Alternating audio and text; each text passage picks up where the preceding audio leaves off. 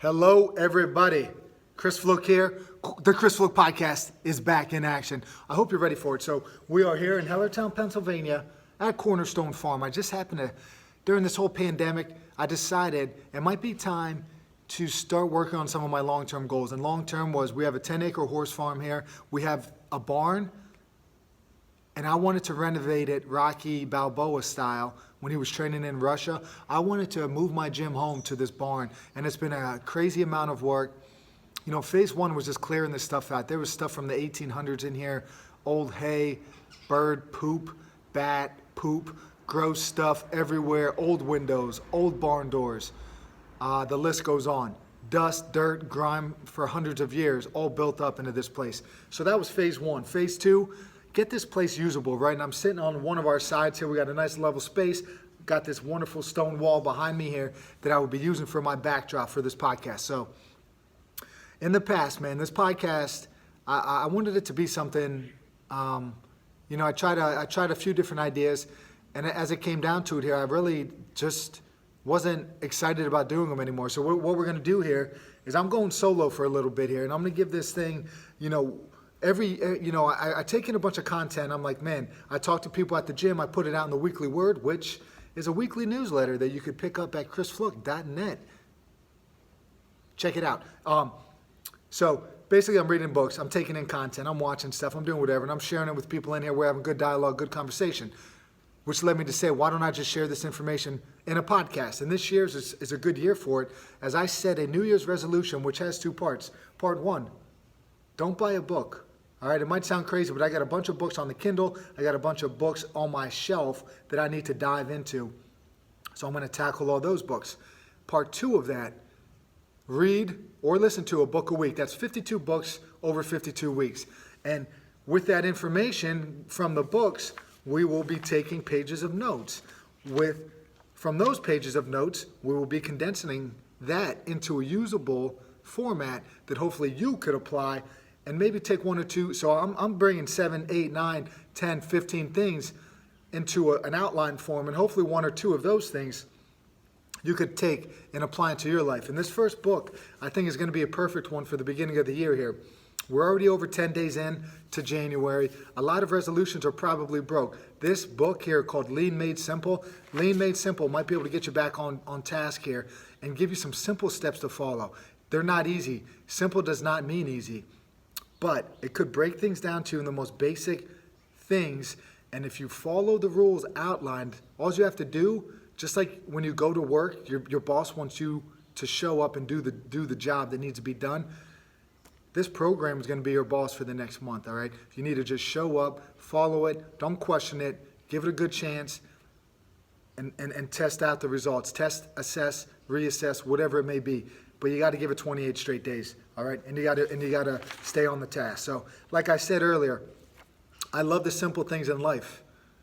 Simplicity is king in my book, and this program has it all. Lean Made Simple caught my eye. Dan John wrote the foreword. Legend in the game. Met him in February last year. He's kind of a mentor that I don't really know, but all of his books are tremendous. So right now, what we're trying to tackle is there's a season for everything. I remember I was at a funeral a couple years ago, and they talked about that, man. It was unfortunate, but there's a time for everything. There's a time for mourning. There's a time for happiness. There's a time for sadness. There's a time to play. There's a time to be serious. This time, right now, is fat burning time. And what we're going to try to do here is get as lean as possible over the next month. So there's two different ideas that we have here that we're going to present in this book. And again, Dan John kind of planted this seed in my mind. You have a park bench, right? So envision yourself at the park. You're just hanging out. You're taking in the sights. You're watching your child play. You see some squirrels. You see kids running around like crazy. You got all of this stuff going on. You're just taking in the sights and the sounds. And then you have the bus bench. The bus bench is a little bit more business-like. You know that bus is showing up at 9:05. You better get there. You better be on time. You better get on the bus and get to where you're going. There's a strict schedule with the bus bench. There's not a strict schedule with the park bench. This book presents both, but this Lean Made Simple idea for 1 month is a bus bench. It's strict, show up, do the job. I know I said that previously, but I'm trying to hammer it in. There is no variation here, and like many people say that are in the strength game, any kind of twist and turn that you take into a program, it means that you're no longer following the program. If you see this guideline that we're going to present to you here, you follow the guidelines, you're on the program. If you change one thing, it's no longer the program, and you don't have the right to give your opinion on the program because you're not doing it, okay? So, first things first here, we got to take a look in the mirror, right? We have to assess a few things. We need to see what our body weight is, and then we need to measure our waist circumference at the belly button. We're going to go around the belly button, and that's our reference point. There's all kinds of ways. We're not taking jean size. We're not taking sternum measurements. We're taking it at the belly button, all right? And one thing to really keep in mind, when you take that waist measurement, you get your, do it in centimeters, number one, because a 1 centimeter decrease week to week is still a positive gain. It doesn't have to be a 1/4 of an inch. So mark that down in centimeters. Also, you want to get your height in centimeters, okay? And then you want your waist circumference, your waist measurement, to be half of your height. So for somebody that is, let's just say 60 inches tall, which is 5 feet, you want your waist measurement to be 30 inches, okay? And you just do it that way. The reason for it, the more weight that you carry at your belly, just historically speaking from studies and different types of research, the more weight you carry at your belly, the higher you are for different kind of cardiovascular disease, heart disease, things of that nature. So you don't want that fat near your heart. You want it to maybe be a little bit lower, so to speak, below the belt, maybe a thicker trunk. For me, when I did my waist measurement, my waist was higher. I'm short, and I have a big waist, I guess. My waist measurement was higher, and I don't know what it is. In the past, I've been kind of close to this when I've taken a peek at it. But then when I got on the scale, I realized I'm probably 10 pounds heavier than what I should be.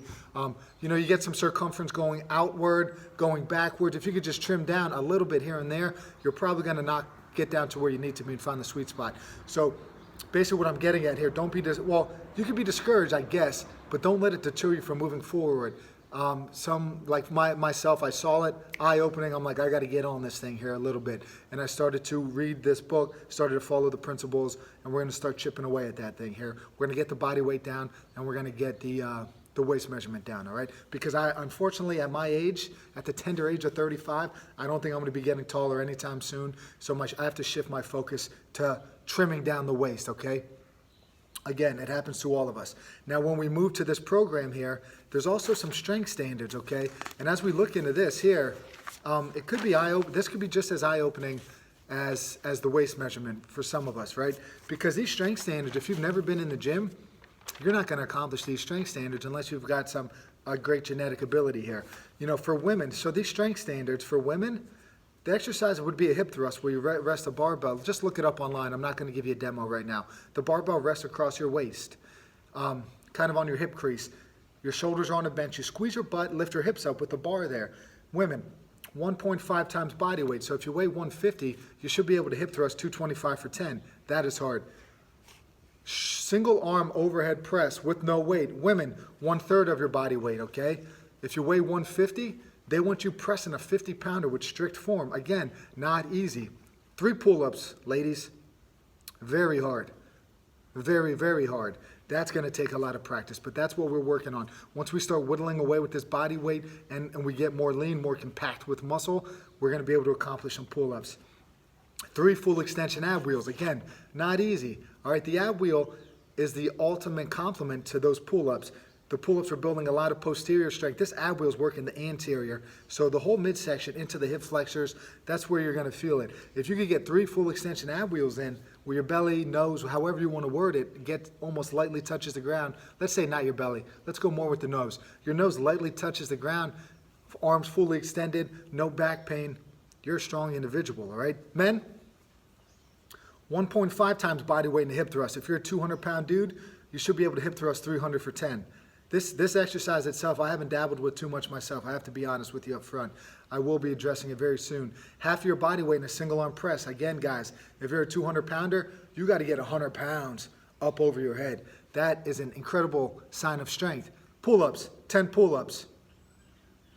Simple, not easy, right? 10 ab wheels, man, full extension ab wheels. Again, these challenges right here, again, if I looked in the mirror and assessed myself, I don't know if I could get these right now. 10 strict pull-ups, that'll be a good fight right there. I could get 10 sloppy. but we're talking strict stuff. Half body weight press overhead, I think I could do that. It might take a week or two of work. This program will get you there. 10 wheels, I think I could get the wheels, right? So the program itself now, as we start putting this together, Lean Made Simple, it's 12 sessions. All 12 sessions are the same exercises. The thing that changes are the reps and sets. So it's like that whole Steve Jobs thing where he used to wear the same thing every day. Why did he do that? Because he didn't want to have to think about his wardrobe. He wanted to get up, put the shirt on, get outside, and get working. With this program, it's 12 exercises, guys, or it's 12 workouts. Monday, Wednesday, Friday, we'll say. Don't think about what you're doing. It's right in front of you here. The format's the same. You do the hip, you warm up the hips with 3 exercises, all right? You get to the strength part of it, you stretch, and you go home. Those are the strength days, okay? Now, the hip, you know, if you look up Dan John and Hip Instructional Trinity, there's 3 exercises there. You have the glute bridge on the ground now, shoulders on the ground, squeeze your butt and lift your hips, hold it for a set amount of time, 30 seconds to say 1 minute to 2 minutes. The other thing is the tall kneeling. Basically what you're going to do there is you're going to kneel, you're going to get pretty high. You're going to grab a kettlebell first. I'm drawing a blank here, guys, on the best way that I could explain this exercise here. So you're going to be tall. You're going to be kneeling on both knees. You're going to have good posture. The kettlebell is going to be behind your back like this. And while you're in that tall kneeling position, you'll squeeze your butt and fully extend your hips. And you're going to hold that. That's going to look like the top position of a kettlebell swing. It's going to look like the top position of the hip thrust, where we are up tall on the knees. We are squeezing our butt and fully extending our hips with the weight behind. So that's going to help our upper body posture stay in line. We don't want lumbar extension, which is at the low back. We want hip extension, where you squeeze your butt and you bring your hips into it, all right? After that, you do this 6-point rock. 6 points of contact. You're on the ground now, hands on the ground, knees on the ground. Your toes are curled into the ground. And basically what you're doing here is you're going to slide your butt back towards your heels. Knees will be wide. It should mimic a squat, except you're in that 6-point position. So if you were to stand up, it would replicate being, when you push your hips back, it's going to replicate being in a deep squat. All right. Again, look it up. Hip Instructional Trinity, Dan John.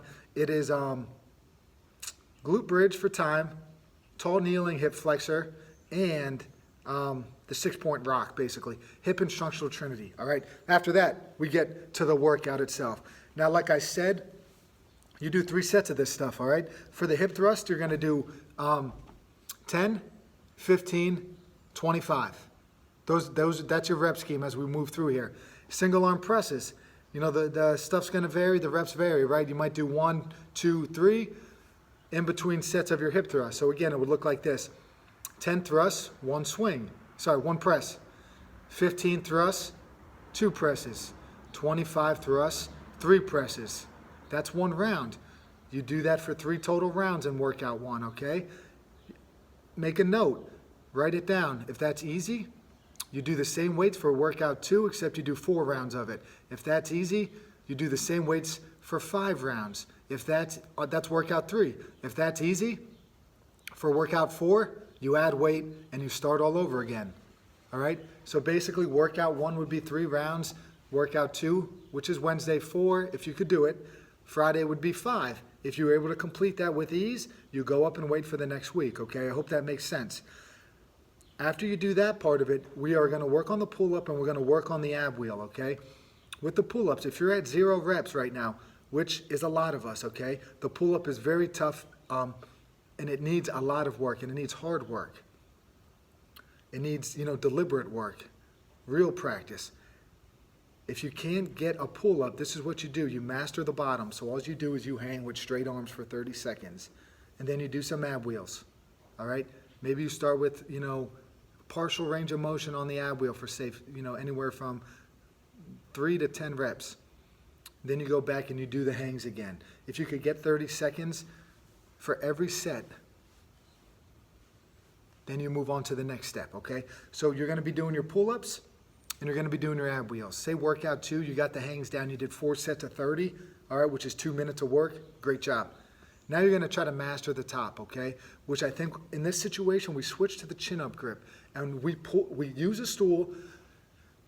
We get real tall, and then all we do is jump up and squeeze and hold there. Our goal is 30 seconds, okay?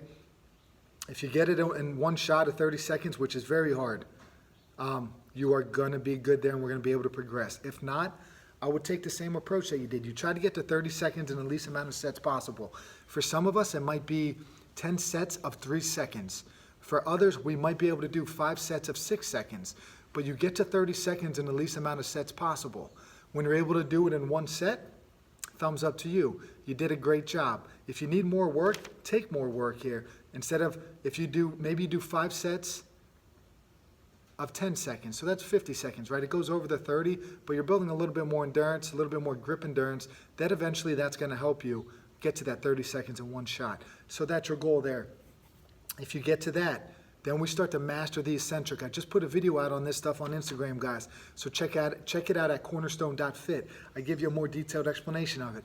But what we got here is the eccentric, which is this. You climb to the top, you hold your chin above the bar, maybe for a 1 count, and then you take 5 to 10 seconds to slowly lower yourself all the way down to a straight arm. Give your hands a break, climb up and do that again. If you could do 5 of those, say, for 5 seconds on the lowering, that's a good place to start. After that, we might work up to 10 total 5-second lowerings. So basically what you'll do, 5 seconds to lower, give your hands a break, climb back up. 5 seconds to lower, that's 1 set, okay? So you're gonna do 5 sets of 2 now, all right? Are you with me on this? We're progressing this stuff in baby steps, right? After we get 5 sets of 2 of the eccentric, we're still practicing partial reps now, all right? So you can build yourself up. Let's say your chin-up bar is way above your head. Get yourself a few blocks that is gonna make you, 3 to 6 inches taller. Jump off of that block, and from this position, jump, boom, pull yourself up, come down slow. That's a partial rep. Eventually, you take a block away. So now you're this far from the bar. Jump, hooah, pull yourself up, okay? And then eventually we want to work our way to jump from the ground, get yourself up, and then always come down slowly, all right? Fight gravity there. Gravity wants to bring you down hard. Fight gravity and work on the eccentric like we talked about. After that, if we progress and we're doing great, we will practice a full pull-up. Not an easy task, everybody. As you just saw there, it might take you weeks to master the bottom. It might take you weeks to master the top. It might take you weeks to master the eccentric. It might take you weeks to master the partial. That's months of work, guys. And if you're truly committed to your fitness and trying to get in the best shape of your life, which I feel like is always a good thing to be trying to do, then you're willing to put in the work to get better at these things, all right? Because this is a great indicator of just total, relative, overall body strength, the pull-up, all right? Whew. And always remember, the pull-up and the ab wheel are always great compliments. So if you got some time, you could get a door pull-up thing, right? And you could put it in the door of your bedroom, and every time you walk by, you jump up and pull yourself up. You walk by that door 5 to 10 times a day, you just did 5 to 10 chin-ups. You get yourself an $8 ab wheel on Amazon.com, and you could really have a great compliment to your home workout routine, so to speak. You got a pull-up bar, cheap. You got an ab wheel for cheap. You could put in some good work there. All right, I'm getting ahead of myself there. And now, after you do that stuff, you stretch. Now, the name was Vladimir Yanda. He came up with these things, the tonic muscles and then the phasic muscles. The tonic muscles, as you age, they get tighter. We're talking about the pecs, the biceps, and the hip flexors. So after your workout, you want to stretch those muscles. During the workout, his phasic muscles, the glutes, the abs, the deltoids, and the triceps, those are the areas that we want to strengthen. So over time, the tonic muscles get tight, the pecs, the biceps, the hip flexors. The phasic muscles, the glutes, the abs, the deltoids, the triceps, they get weaker as we age. We want to fight that. This program addresses that. We got the hip thrust for the glutes. We got the ab wheel for the abs. We've got the single arm press for the deltoids and the triceps. All right? We are fighting father time with this training program.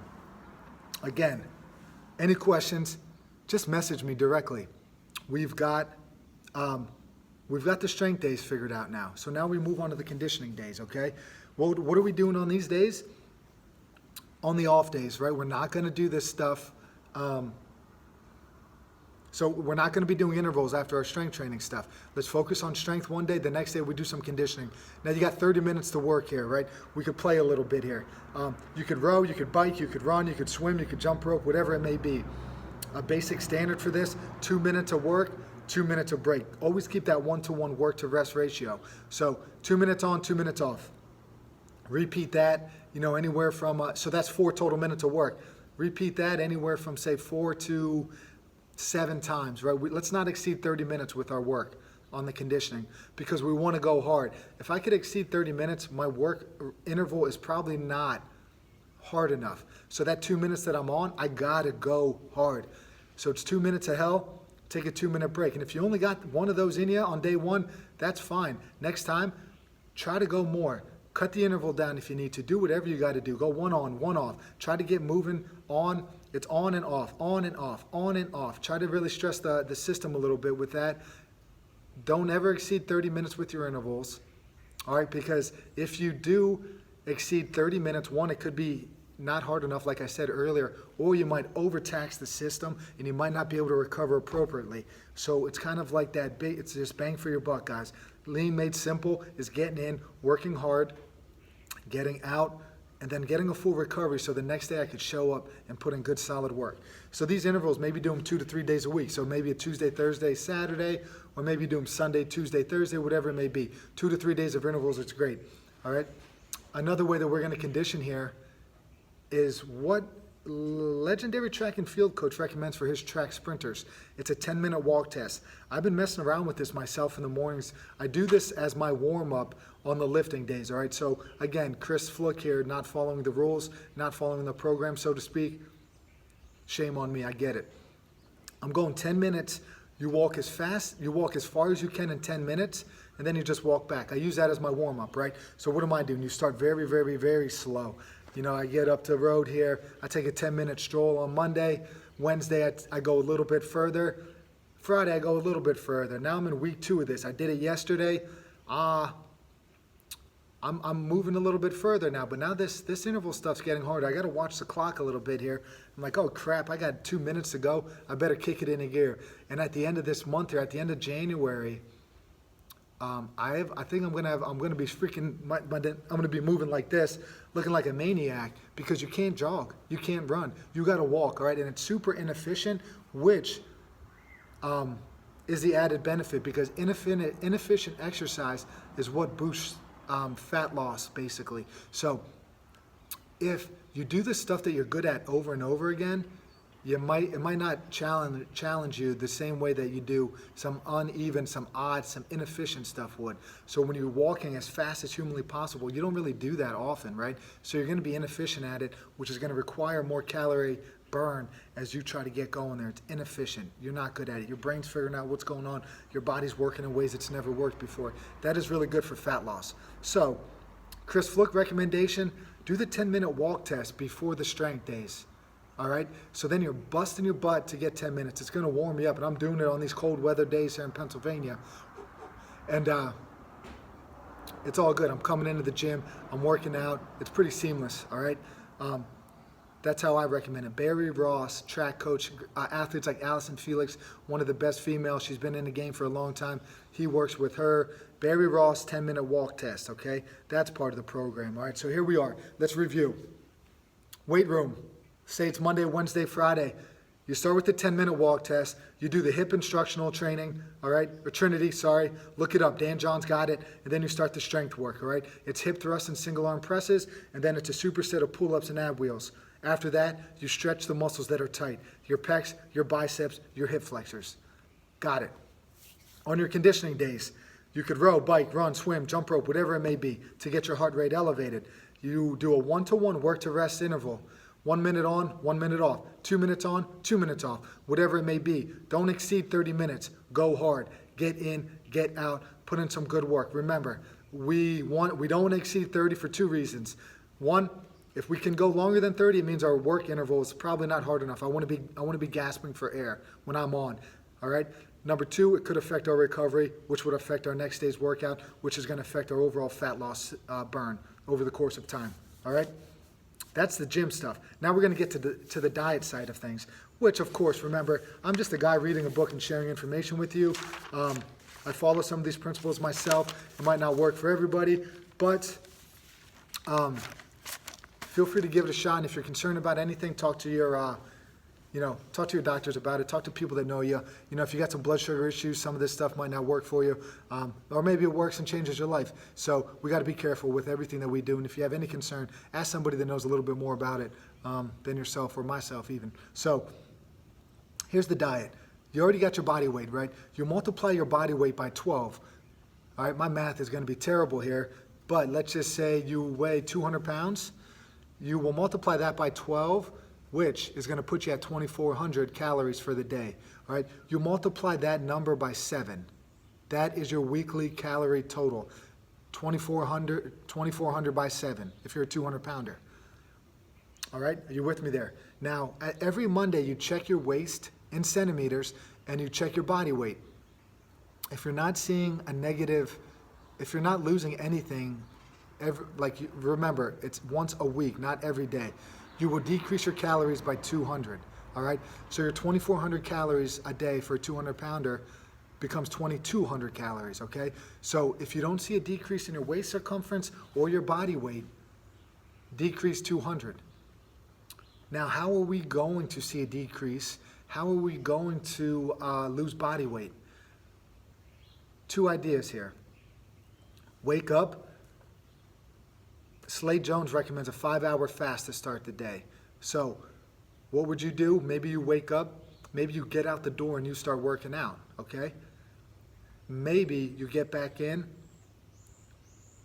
and you continue to put in some work here to kind of occupy your mind so you're not thinking about that food if you're hungry. You could drink a lot of coffee. You could drink some tea. That might help suppress the appetite. But really what he's asking for here is a 5-hour fast, okay? From there, 2 meals a day. So that fast is probably going to knock breakfast off, right? So from there, you will eat 2 meals. You will get if you're a 200-pound guy, you will get 2,400 calories over the course of 2 meals.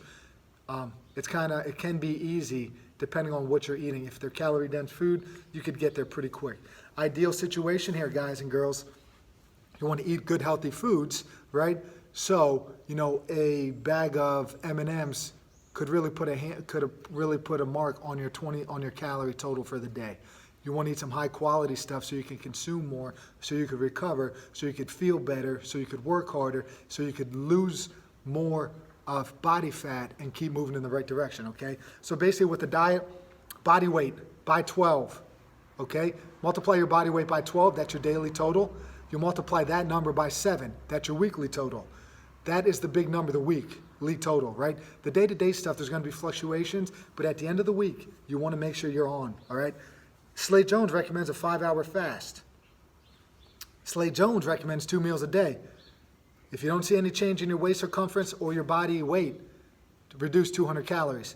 I fast personally. We could call it a fast. Basically, I get up, I read, I stretch, I walk, I work out. If I don't have an appointment, I go inside and eat breakfast with my family. That comes into a 3-hour fast. Yesterday, for example, I had appointments until 11 o'clock. So I got up at 5:30. I didn't eat till after 11. That was a 5.5, 6-hour fast, right? It's a fluctuation thing, and I won't eat later.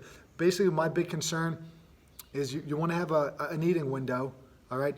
Dr. Rhonda Patrick, who's a genius in this game, recommends an eating window. She calls it time-restricted eating. Well, she'll eat her calories in the first half of the day. So there's a little bit of flexibility here, and then you would just skip that last late meal, say at 7 p.m. That's what she does. But if you're on the plan here, Slade Jones wants you to fast for the first 5 and then get on with your day, okay? After that now, where are we in this process here? So 1 month passes, 28 days, whatever it may be. You got your 12 sessions in. You got stronger, right? You lost some weight. Your body, one important thing with the calories, obviously, because you have to count your calories, right? It's only 1 month of that. So you got your calorie total for the day. You got your calorie total for the week. You got to count your calories, all right? Because you might overestimate or underestimate. If you underestimate, you might be doing some metabolic damage to your body. And if you overestimate, you're never going to lose, right? So you got to count calories for 1 month and just try to get a good understanding of portion sizes And it's a little bit scientific for that 1 month if you're on the program, okay? But now there's always that question. I did the program, I got stronger, I lost weight, my waist is smaller. Now what do I do? That's only 1 month out of the year, right? So now you got 11 more months to mess around with stuff. So I already went over those strength standards. Keep that stuff in mind. I already broke down the pull-up practice stuff. You start practicing your pull-ups, right? Like I said, get something for the house. Every time you walk by, jump into a pull-up, things like that. Try to boost your one-arm strength, right? To hit those standards, 1/3 of body weight for a female, 1/2 of body weight for a male, it could take months and it could take years to even before you start sniffing this. But you got to remember, if you're 40 years old, you got a long time to practice this stuff, right? So you might not hit it until you're 43, but if you hit it, if you're the strongest you've ever been at the age of 43, that's a hell of an accomplishment. Keep it in mind. You got to put in the work, man. And I'm reminded of the story I heard about a discus throw. I just shared it yesterday with some people, and it's like this kid goes to college. He said, "I want to be on the national team." So his coach was like, "Okay, this is what you need to do. You need to throw 3 to 4 days a week. Sorry, you need to strength train 3 to 4 days a week. You need to work on your technique. You need to take care of your body. You need to eat well. You need to sleep well. You need to be strict with your program. Do that for 8 years and you might be able to make the team." 8 years, he said. How many people are willing to sacrifice 8 years of their life just at the possibility of doing something? Not a lot of people. But unfortunately, that's what life is. You know, I got some goals for this year. My goals are to drop some weight and to get some strength up into some stuff. I have some goals to do 2,000 meters on the rower in 7 minutes or less. That's a challenge I saw. It's going to take me months to get there. My rowing right now, I'm just under 8 minutes for that. I got to knock off 50 seconds before I get to this. And if you ever had that lactic, that gross feeling that you feel, that burning in your chest and in your throat when you push yourself with conditioning, like that's what I have to look forward to every day I get on the rower. And it sucks, but I'm going to continue to do it because I want to accomplish something I've never done before. And there's going to be some times that I don't want to do it, like today, but screw it, I'm going to get on there and do it, all right? And that's what you're going to have to say sometimes to yourself. Remember the standards for strength stuff, everybody. A good place to be is anywhere from 15 to 25 reps of some of this stuff. Single arm presses, pull-ups, ab wheels, 15 to 25 reps a session will get the job done, all right? You do the fundamental human movements. You want to push this way, a push-up or bench press. You want to pull this way, a row, okay? You want to push overhead, which is what we did in the single arm press. You want to pull overhead, which is what we did in the pull-up. That's going to work your body, the upper body, pretty well in all different planes of motion. For the lower body, we want to do a deep knee bend, like a squat, and a hip extension exercise that has minimal knee bend. That's the hip thrust, okay?